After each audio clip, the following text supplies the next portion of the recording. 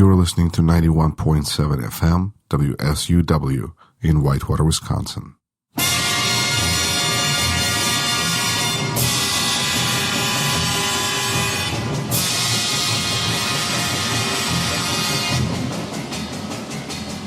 Let me spin you a tale. Imagine a country so vast, it covers 12 different time zones.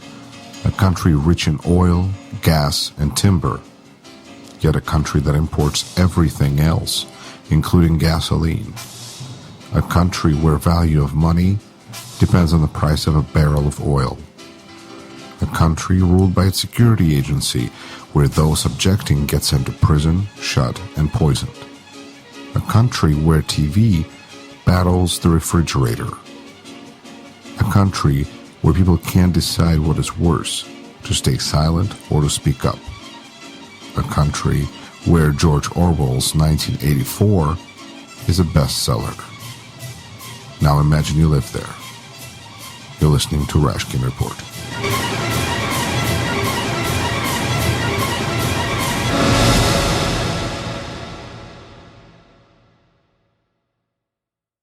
You're listening to the Rashkin Report with Yuri Rashkin on 91.7 FM, The Edge in Whitewater, Wisconsin.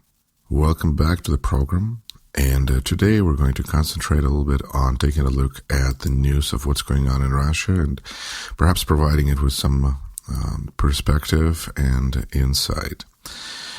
Some of the most important news are routinely not very well covered in Russia by Russian media because Russian media is strongly concentrated and advised by the Kremlin to concentrate its attention on what's going on outside of the country, which is an interesting, not necessarily difference from Soviet Union, because during Soviet Union, all the problems of the world also played an important role in providing residents of the country with so-called news.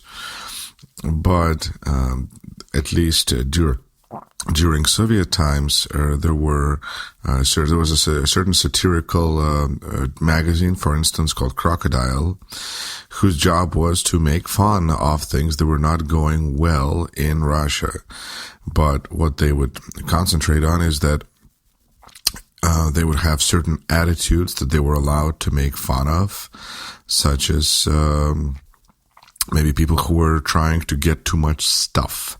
Those were considered really inappropriate attitudes, kind of more echoing to that bourgeoisie of the West that communists have fought against since the beginning of the Soviet Union. So those attitudes were allowed to be made fun of, and also specific instances of abuse. Manager of this particular factory or that particular movie theater or something like that, where you had one individual who could be pointed at and say, the system is great, but this one person right here, well, they're just doing things wrong. And that would allow satire in some way to be present in the public discourse.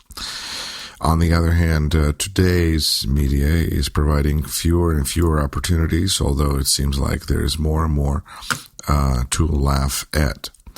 For instance, the latest news, which is not really being covered anywhere right now but Navalny.com. Navalny.com, spelled Navalny.com, is the site of Alexei Navalny, who is at this point considered clearly the most prominent member of Russian opposition. Interestingly enough, he himself is not allowed to run for office in Russia because he's been declared a criminal. And as such, he is disqualified from attempting to run for public office. Isn't that interesting? You just create a criminal case against somebody you don't want to run, and then you find them guilty. As they say in Russia, you've got to find a person. The law will be located. As long as we have a person, the crime and the law will be located. So, in this case, Alexei Navalny turned out to be the person that they were looking for, with his very popular Fund of Fighting Corruption, FBK. So Navalny and his crew of brave people are doing interesting things. So here we go. All right, Skype it is. You're listening to a Rashkin Report. This is Yuri Rashkin, and you're listening to 91.7 FM, The Edge in Whitewater.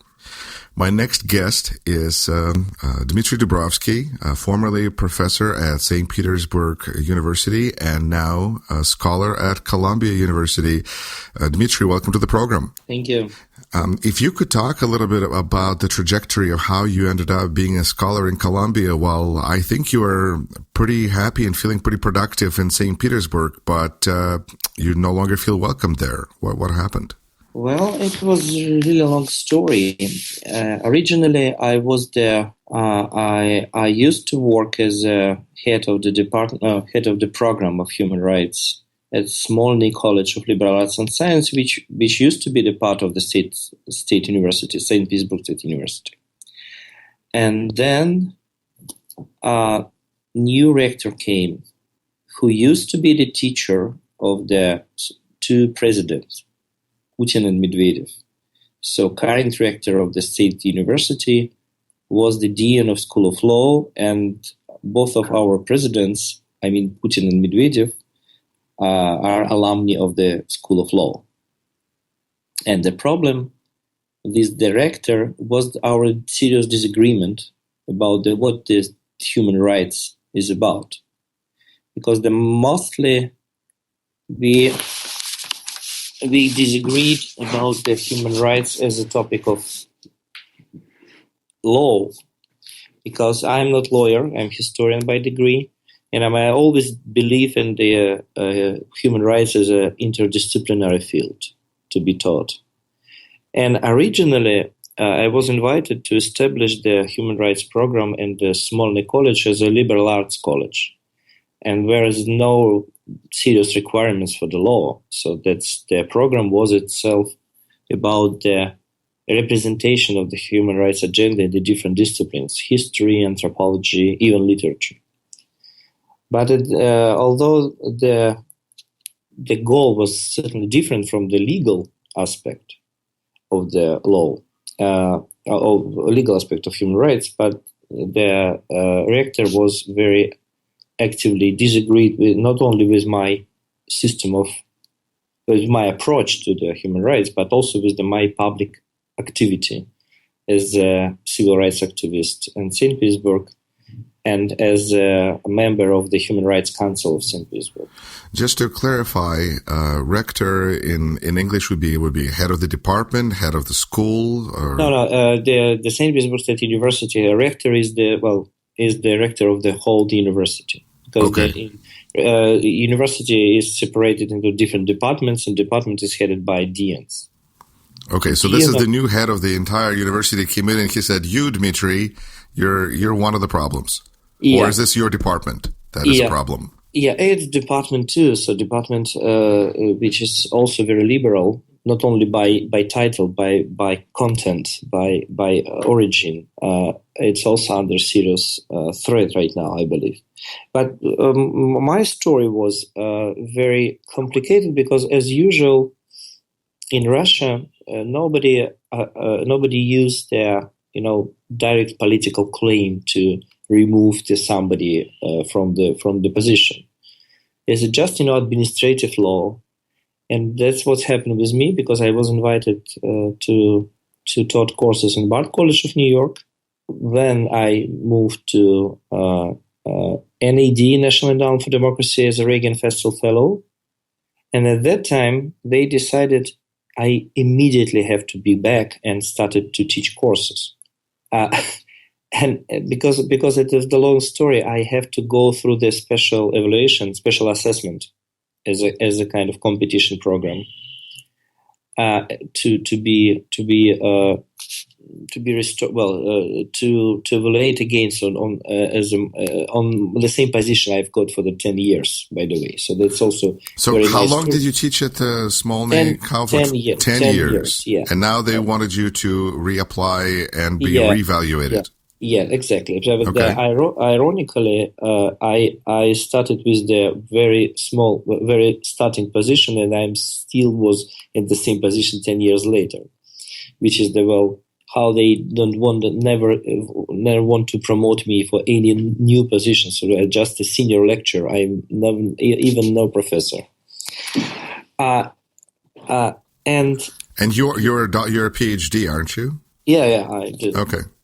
Well, Not that it guarantees you to be anything, but just so that the audience is clear, you do have a PhD. You are Dr. Dubrovsky.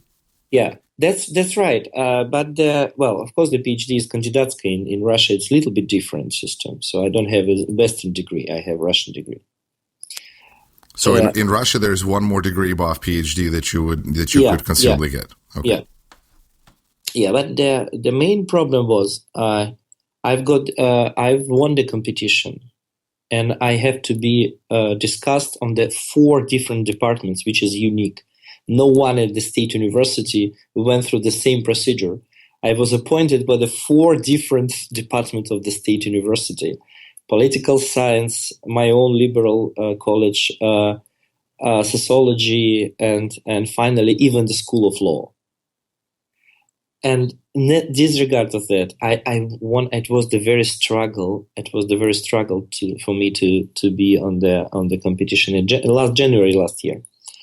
It happened in January last year. I was invited for the big academic council of the university for the final solution, and I won the battle. I moved back from the Washington D.C. where I've been the fellow, and a month later they not only broke the contract, they even eliminated the position as such.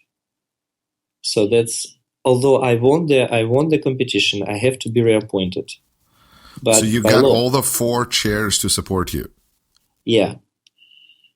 Even a big academic council too. So they decided that after all that the solution of the 4 people just wasn't good enough, and they really wanted to get rid of you. It's not only 4 people; it's 4 different academic councils. So, the story was that 4 different academic councils of these faculties. Is that a sign of liberalism that those 4 councils did approve you? Well, or a lack of total control by the government? Yes. Is it the sign of the fact this is not so easy to remove the people from the position, but currently they changed the procedure. They seriously changed the procedure, and they seriously changed the number of the members of these councils, including the big university council. They seriously restricted the number of members of this council, and they restricted the level of their loyalty, I would say. It seems like there's an interesting pattern of control where maybe democratic institutions, whether it's academic council or elections, are not officially eliminated. But if the wrong person, so to say, gets through, then once they get to the top, they're just removed by like an executive decision. Yeah, and that's the case with you. I'm seeing that's the case maybe with the mayor of Petrozavodsk, who was elected and appears to have been doing some interesting progressive things, was immediately removed.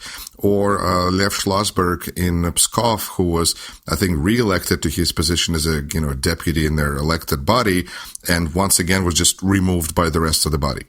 Yeah, but in my case, the situation was slightly different. Okay. Because the fact is, I was approved by the 4 department. I was approved by the big university council, but they have found the just administrative tool to broke the contract and to eliminate my position. They just eliminate the position as such. Because I am suing right now. I am in the trial with the state university. But I am interested just if I won, I wouldn't be restored because the position itself do not exist. So is the best, what you're hoping for is some monetary damages? Yeah, that's right. And at the same time, I'm interested just to prove my, legal Well, what I'm interested just to prove my rights. That was exactly what I'm fighting about. So But if I'm not mistaken, I presume the court is located in Russia. Yes, but that's if I would be Khodorkovsky, I wouldn't be so optimistic. The problem is in Russia, the courts, administrative courts on the questions of the labor law, they are very much. They're not very much, but they are very well. I would say they are more neutral.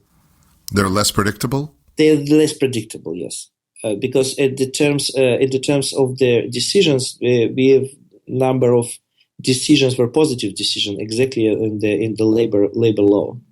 Again, so I cannot say. Well, sure. But you feel like you're doing what you have to do to stand for your rights. Yeah, that's it. It's also important not only for me but for my colleagues who could be under same pressure, and they need to know that in principle there is the legal way to protect their rights in the court. All right. You're listening to Rashkin Report. This is Yuri Rashkin on 91.7 FM, The Edge in Whitewater. And my guest is Dmitry Dubrovsky, a scholar at Columbia University, former chair of the Department of Human Rights at senior lecturer in the Department of Human Rights at Smolny College in St. Petersburg. Dmitry, could you talk a little bit, or Dr. Dubrovnik, could you talk a little bit about the nature of your work? What is human rights, and what were you concentrating on? What are you concentrating on now? Well, I'm very much believe in one of the biggest problems with human rights in Russia. Well, that's my perspective, is the lack of the understanding of human rights among academia. Well, what I am calling the thermidor in academia, in current Russian academia. So very much conservative, counter-liberal, anti-Western sentiments among the academics. And I am interested to understand what was the reason, what is the roots of these, what are the roots of these sentiments and these statements.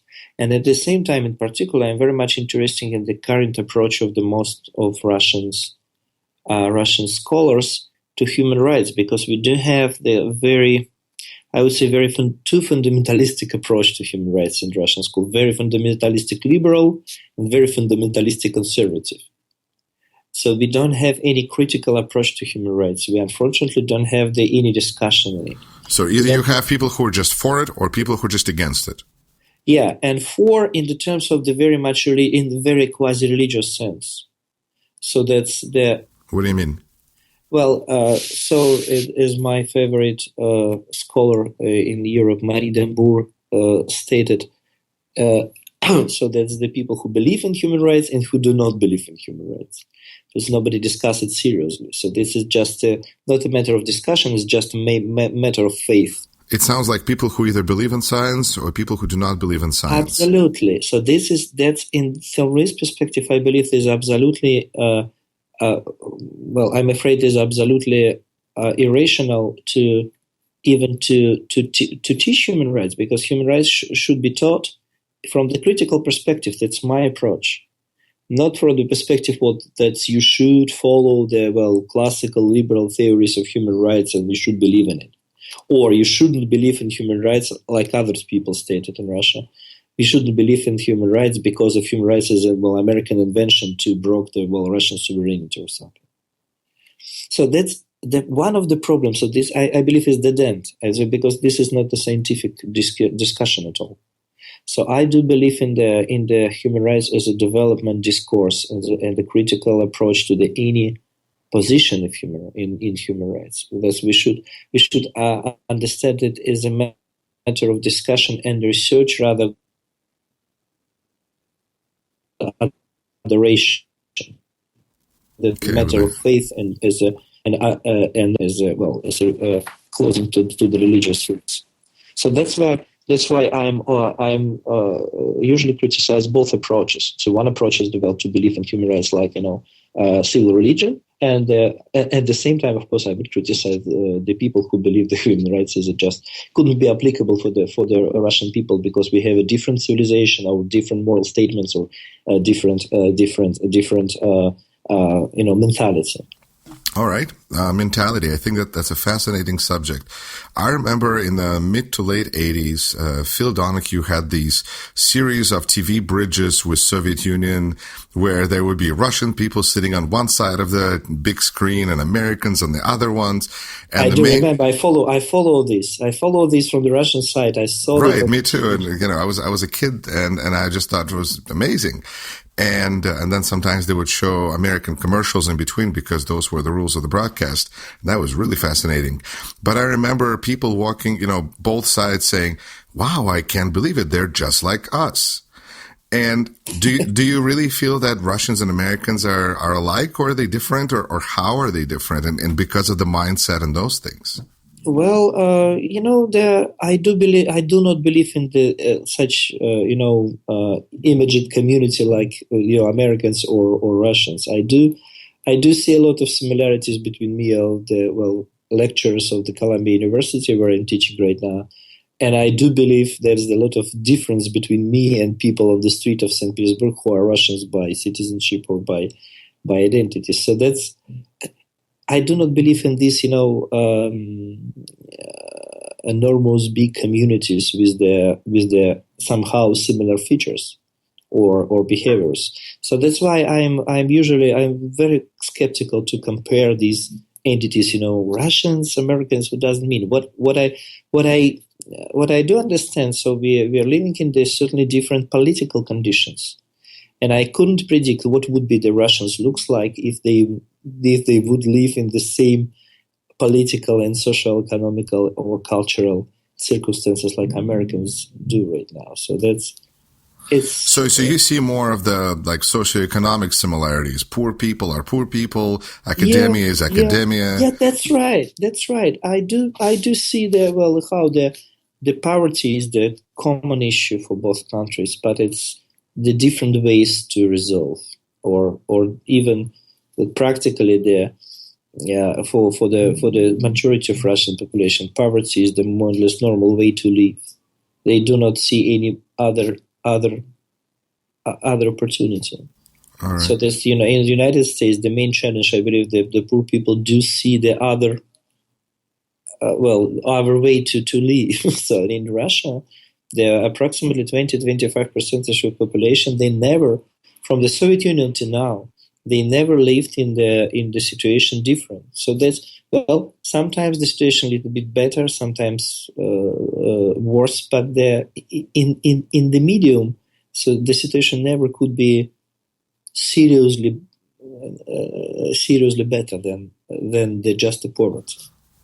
And do you feel that for these 20-25% who have never seen necessarily much better life, maybe like you said, one step forward or something, a little bit better, how do you see they view human rights?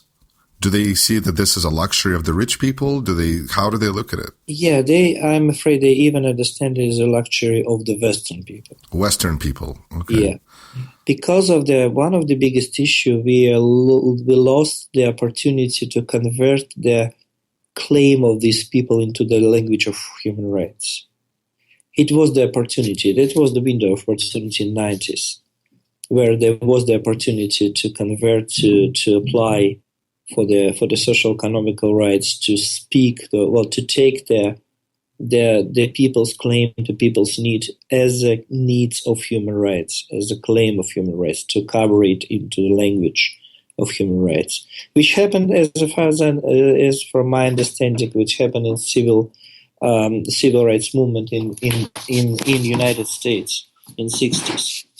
But yes, what I can see right now is the nice one. What I can see right now, we lost this opportunity in 90s. Okay. Now, speaking of courts, it sounds like a lot of your work had to be, well, some of your more visible work was as an expert witness in some trials that dealt with nationalists, which is an interesting area of discussion, which I don't believe really gets enough discussion about when a conversation goes to Russia, because a lot of people that get visibility in Western media are people with, let's say, Western values that are trying to fight for those values in Russia, whatever way from, Pussy Riot and on and on. But you have a lot of nationalists who are in this kind of a weird situation where Russian government seems to support a lot of nationalist movements elsewhere in the world, but nationalists in Russia are considered a threat. Well, it's not necessarily true. Well, first of all, the Russian politics seriously nationalized, even discourse, even the establishment, and what I can see that those nationalists who could be described as mild, I would say, that's less radical. They are very much invited right now to the government. They are very much invited as an expert. They are very much invited as politicians. And currently, there's the very interesting story when the Russia trying to create, new international. But if is in the 20s, 30s, it was the left international, but currently is the conservative international. The Russia is invited to try to get together the parties from Europe, mostly very conservative ultra-right parties. It's not only in Russia, but they use the Russian nationalists for communication, for the establishment, the relationship with the different nationalistic parties in Europe. For example, in Pegida in Germany, is the golden era in Greece, and so on and so forth. It's interesting because currently even the Rodina was restored. Rodina party was one of the most nationalistic party we had officially. I mean, in the State Duma, and excuse me, and they are very much actively working right now. For example, this April. They're supposed to have the big Russian Conservative Forum in St. Petersburg again, with the representation of the most notorious nationalists, even pure Nazis from Europe, to again claim the protection of Europe from the American invasion and protection the Europe of the traditional values of Europeans. This is because of the fear of the refugees that has been spread in Russia as the impending doom for Europe. Two main points. One of the anti-migrant sentiments, and the second one anti-LGBT, so homophobic sentiments. Very excellent point there.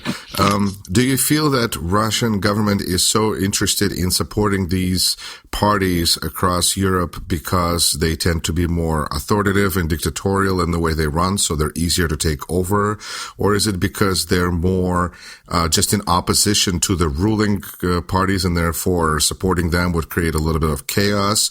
And how does the fact that there's probably less money to support them now because of the declining oil prices, how is that likely to affect those ideas? Yeah, but they don't have enough money, but at the same time they have high needs right now to find somebody in Europe who would at least symbolically destroy the common position of the European countries against Russia. I mean, about the sanctions.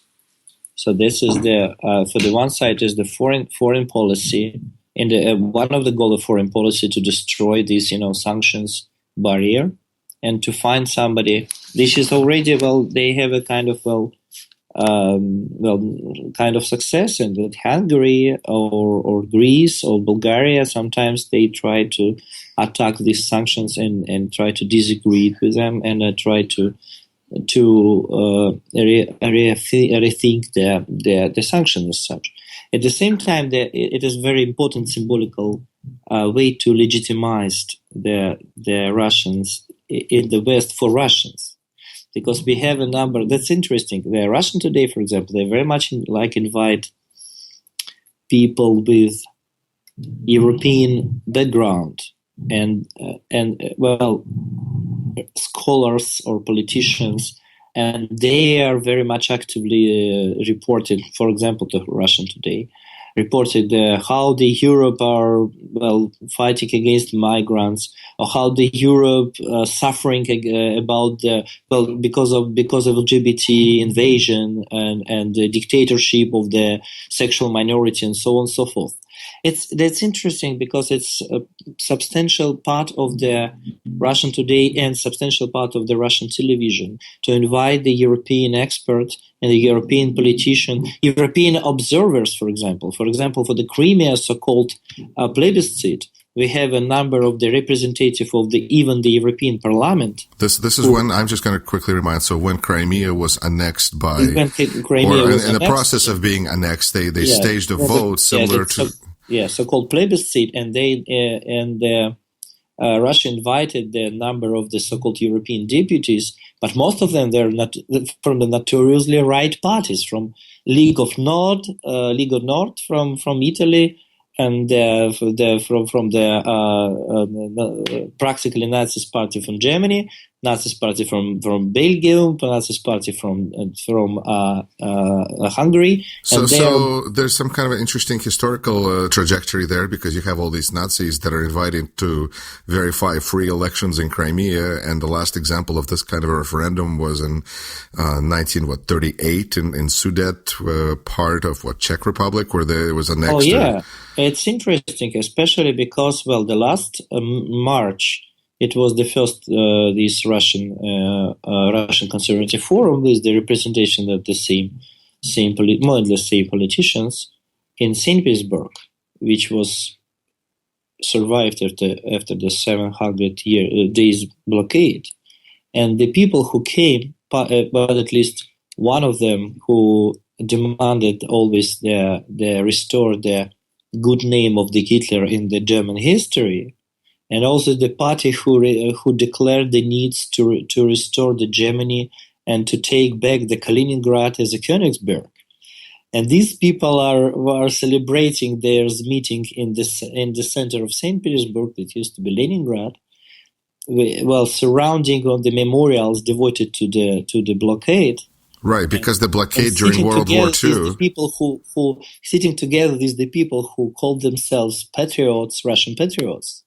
That's very much interesting momentum, honestly, because they currently is a kind of interesting, momentum of the cooperation between the former enemies. Even Nazis, Russian and German Nazis, they trying to find the common bridge right now because they have common enemies. So many questions, but I guess I'll go to the bigger theme, which is it seems like there's no ideology.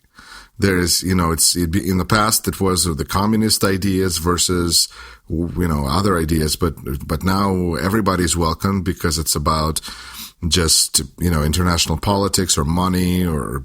Of course it is, but at the same time, the Russians trying to play the role of the alternative center for the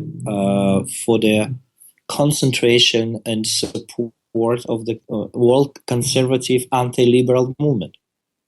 That's why they try to concentrate. They try to find the allies. They try to find somebody to work with, to deal with in this perspective, in this direction. So in that environment, I would imagine that people like yourself are going to be excluded from the conversation almost by definition. Yeah, because we are not very relevant. You're not fitting in there. Absolutely. So this is the biggest issue, and my biggest concern, how seriously the Russian academia is contributed in this current state of art, because except the politicians, along of the publications, articles, but just the last example, this month was the very, very usual scientific journal, has published the article of the three scholars from the Nizhegorodsky Linguisticheский University, Nizhny Novgorod Linguistic University, which looks like, Stalin's report about the crime, anti-Semitic crime, because the article itself about how the gender studies itself destroy the principles of the traditional values and family, and that's why everybody who involved in gender studies in Russia are enemies of the state and people. And it looks like, and it is, again, it's a scientific article. So it's a scientific article that goes back to enemies of the people. Yeah. Is this a general desire of what is called running in front of the train, where people just want to show their loyalty to the regime because it's a negative selection and all those ideas kind of stockpiling, and then you have these papers? Sorry, Bill. I'm just thinking that you have a situation of almost you have a crisis, if not collapse, in Russia, and it's hard for people to understand what's valuable. But it seems like finding people and pointing finger at them as either scapegoats or enemies of the people, or is a popular trend right now. Yeah, so this scientific paper seems to fit in. I wouldn't simplify the answer. Okay. Because it seems to me not only the normal search for the scapegoats, but at the same time it's the rather old story. I'm afraid the situation when the academia decided to deny the liberal principles that started even before the Putin came. So that's my point: is the Putin as a phenomena, political phenomena, is it the result of common expectations of the people, including the most of academics. So that's why the liberals among the academics is seriously, they are mere minorities. It's minorities of minorities, I would say. It seems like one of the things that is allowing the situation to continue as it is I think because the borders are open, and so those that disagree are still, for the most part, able to leave.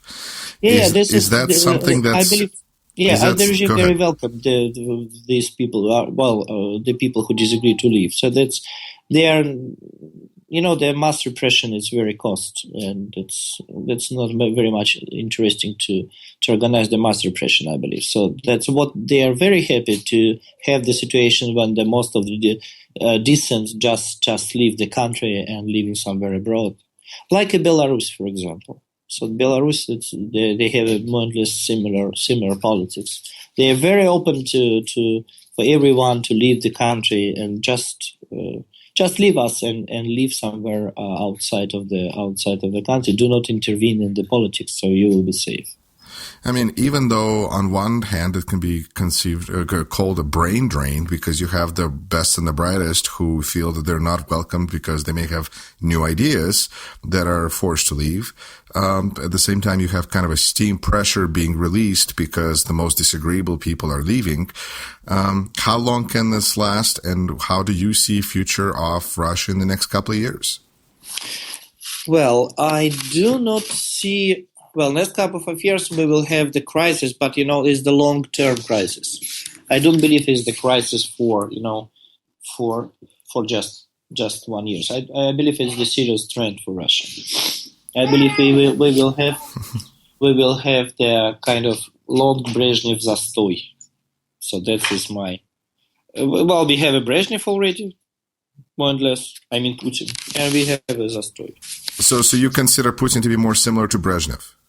Yeah, more and more. Already more and more and more. So that's there is. I don't know whether you see it or not, but it was the nice cartoons reproducing the Putin with in the age of Brezhnev. It is a very nice picture because it's very much reminds us the situation with Brezhnev. Yeah, all right. So he is already practically 18 years, 16 years. In power. He's in his early 60s for now, so he could. Yeah. So that's when health-wise, he could last for a while. He could rule us approximately 20 or 30 years with the current level of the medicine development. So. And you don't necessarily see the situation itself would force him to either resign or to. Mm-hmm. You just think it's going to be a slow, continuous decline. Okay. I do not see any serious, personal dangers for him, I believe. So this is the slow, decrease. Fortunately, we still have a lot of resources. So I don't believe that Russia will drop, fail immediately. So that's very quickly. No, especially because the most of the people, they have the tradition of the surviving in the very restricted economy. So that's the kind of very serious military mobilization. So that's the people already accepted the fact. So because we pay the price for being great, so we are ready to restrict ourselves in our everyday's need, everyday's life. It's kind of a nation martyr. We're going to tighten our belts, and no matter what happens, but that's what Russian special way. Mm-hmm. No, I'm afraid this is because we're still living in the more or less after the war. This is still after World War II. Yeah, we're still living after World War II, and I would say not psychologically, but socially and culturally. But we're still at war. So that's we cannot stop war. That's why we cannot stop everything which is connected with the war, including the military mobilization. Even as the people that have anything to do with the war are dying out. I mean, they're passing on. It's been 70, 75 years. So then what issues do you feel are facing Russia? And what is the dangers? Are there, Putin is not going anywhere.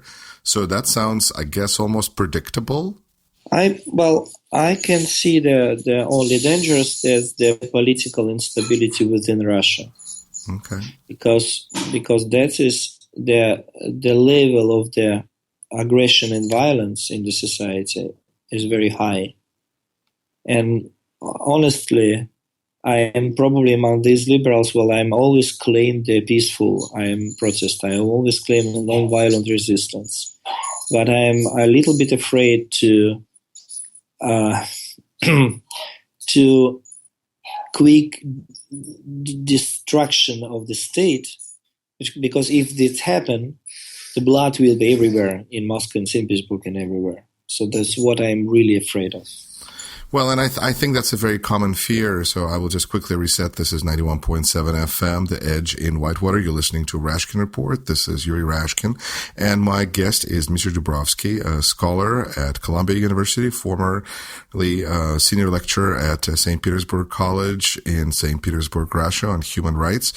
And we're discussing situation in Russia and the fact of what could happen if there's a quick end to the situation with Putin, which could lead to some kind of a power struggle and possibly a bloodshed, because people are, there's no alternative. There's no organized system of replacement, one leader with another. Yeah, this is the problem, because the system is so over-concentrated on the Putin himself that if something happened, it will be a crash. So that's what we are starting to think right now. So what would be the solution? So what we should do, and how and who will be to restore, to replace the Putin, to do something with the situation in the country if something happened. Dmitry, and we have just a few minutes. What misconceptions do you feel there are in the West about Russia that you see as most needing to be corrected? Well, I would say the main misconception is we have a Cold War. We don't have a Cold War.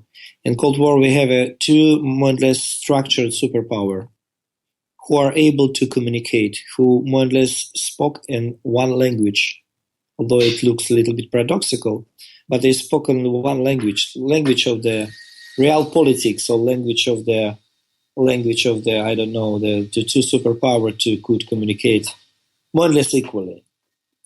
But currently we don't have a Cold War. We don't have equal conversation.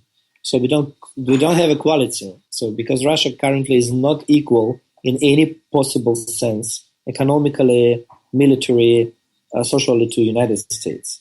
But what we do have, we have the bandits in the Kremlin who try to blackmail the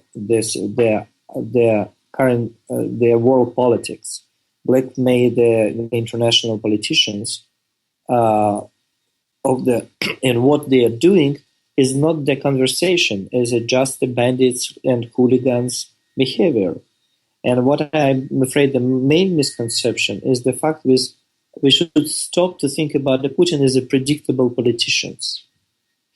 I'm afraid he stopped to be predictable politicians and so he stopped to be politician as such. He already converted himself as an unpredictable, a really dangerous person in the world politics. Don't you feel that you're contradicting a little bit there? Because on one hand, you're saying that he is unpredictable. On the other hand, you're saying he's like Brezhnev, who was, well, I guess, super predictable, I would say.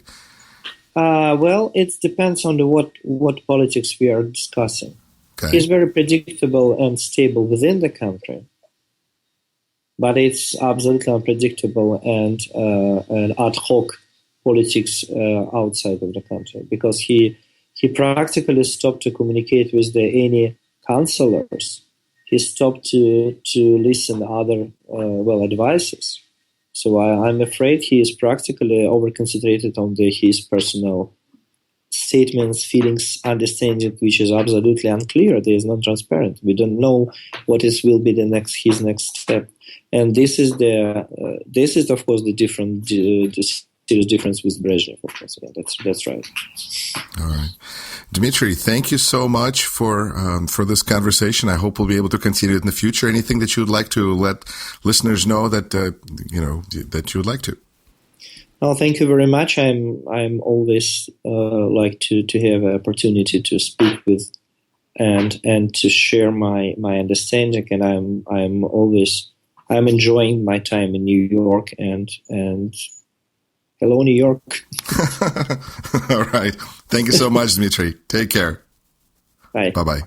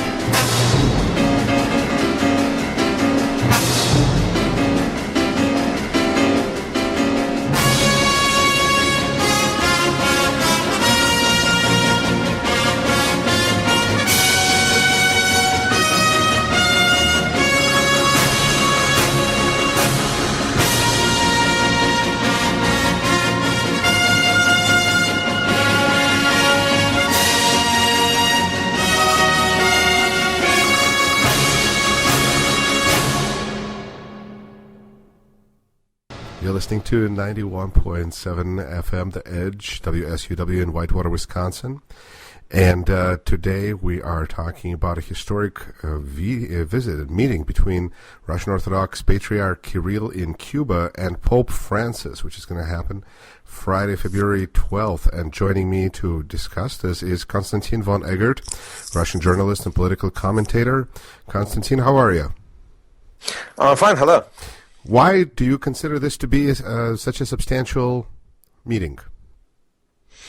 Well, not only I consider that. It's the first meeting between the head of the Russian Orthodox Church, the Patriarch, and the Pope, or a Pope for that matter, in history. So for both Orthodox and Catholics, that's very important because actually in terms of dogma, doctrine, and perception of self, the two churches are, I would say, quite close, and that is in spite of differences over the role of the Pope or the Bishop of Rome and the recognition of sacraments and a lot of other things which seem to be different, but in fact a lot unites Catholics and Orthodox rather than divides them.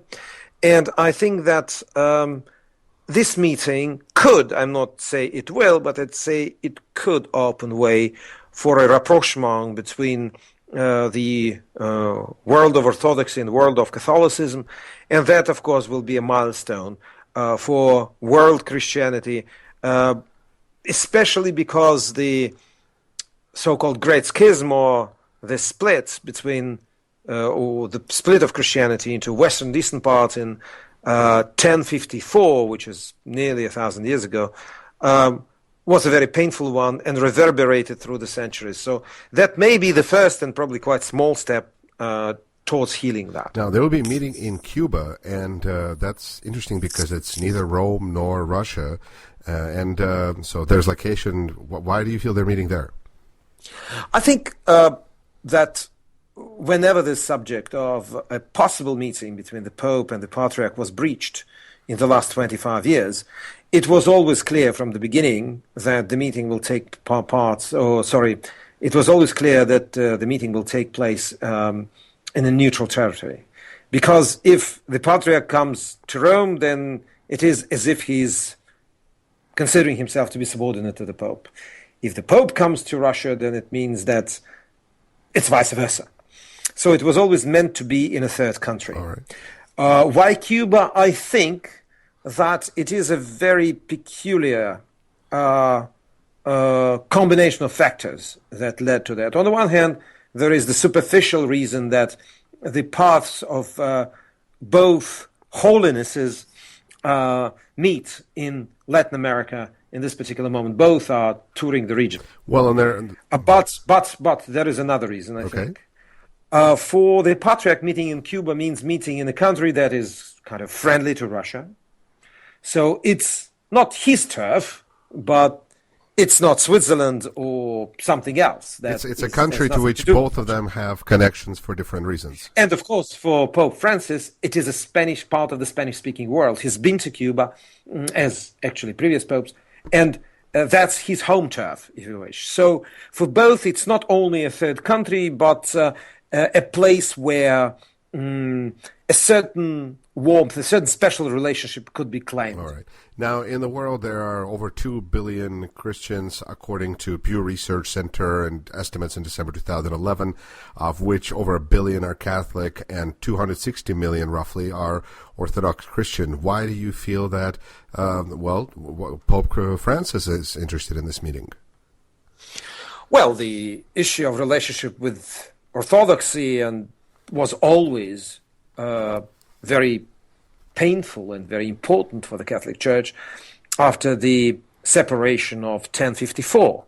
For the first probably 9 centuries or 9.5 centuries, Rome tried to bring the Orthodox heretics back into the fold, and the Orthodox reacted by basically considering the Catholics to be heretics and deviants from true Christianity, from true traditional Christianity. And this is a split that predated Reformation by nearly 500 years. So the scars of Reformation are painful still, but the scar of separation of what used to be one church until 1054, global Christianity was really global before that. That reverberated through the centuries, because one has to understand church history and church self-perception is very heavily oriented towards tradition, very heavily based on tradition. And church historians always take a very long view, both retrospectively and prospectively. So for the two churches, that was always a very painful moment, and it was always a moment when which provided, or which ignited a debate. Who is a more true Christian, a Catholic or an Orthodox? So do you see this as Pope Francis perhaps attempt at healing the faith? I think that both have specific, let's say, day-to-day, or you could call it political reasons to go into this meeting. But yes, of course, I think that Pope Francis is very much interested in healing all sorts of intra-Christian rifts. You probably remember that when he was meeting the Patriarch of Constantinople, who until now was the main Orthodox interlocutor of the Catholics, or for the Catholics, he kissed his hand as a gesture of humility. So I think that this is, for Pope Francis, is a logical next step, and for the Patriarch, it is a step which, on the one hand, raises his stature in the eyes of other Orthodox heads of Orthodox churches, of which there are 15 independent churches in the world today, before a very important Congress of heads of the Orthodox churches that will happen in June in Greece, in the island of Crete. And that will be the first such meeting since, trying to figure out, I think since 8th century.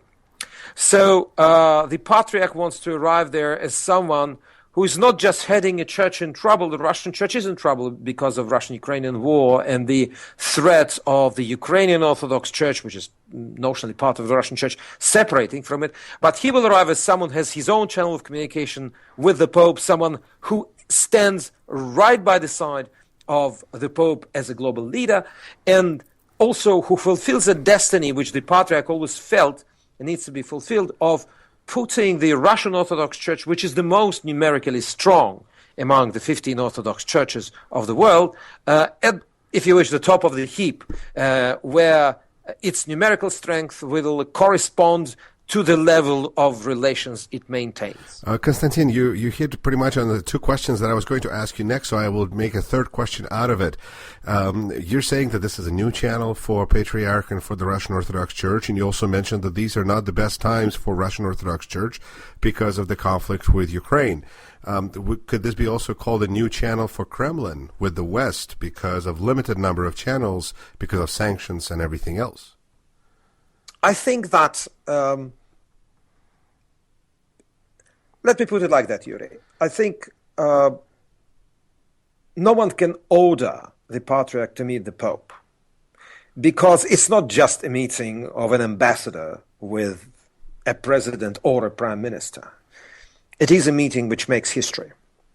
So, and by the way, which brings also a lot of problems for the Patriarch, because although he's in very, very tight administrative control of the church, large parts of believers and clergy of the Russian church are very much against this meeting, because they still view Catholics as, heretics and agents of America and whatnot, people who want to convert Russia to false faith.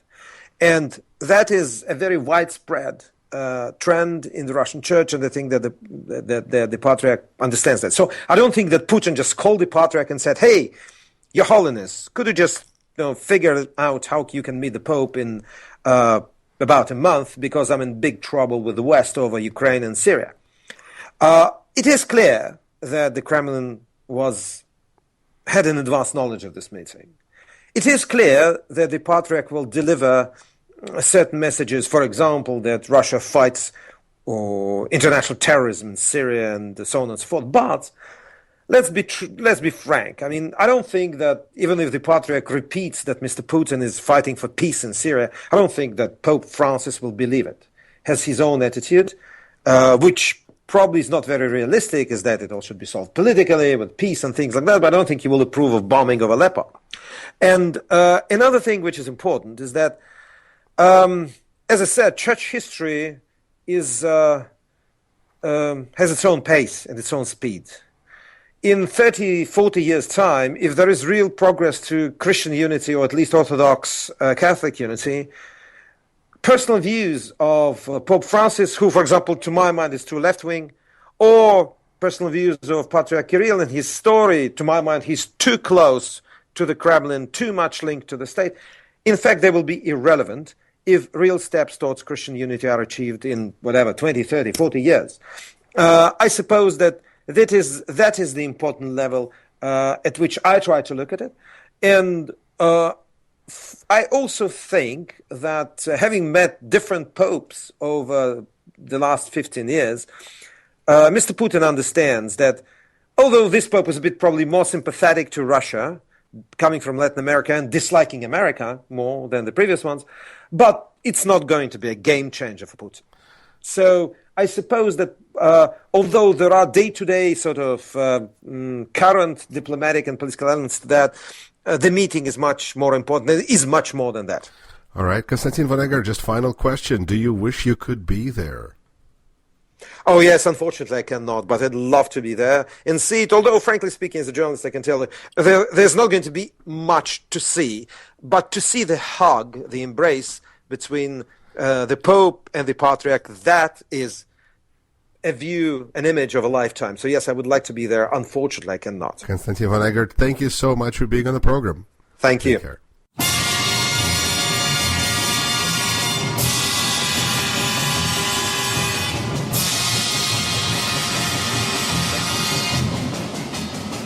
You're listening to Rashkin Report.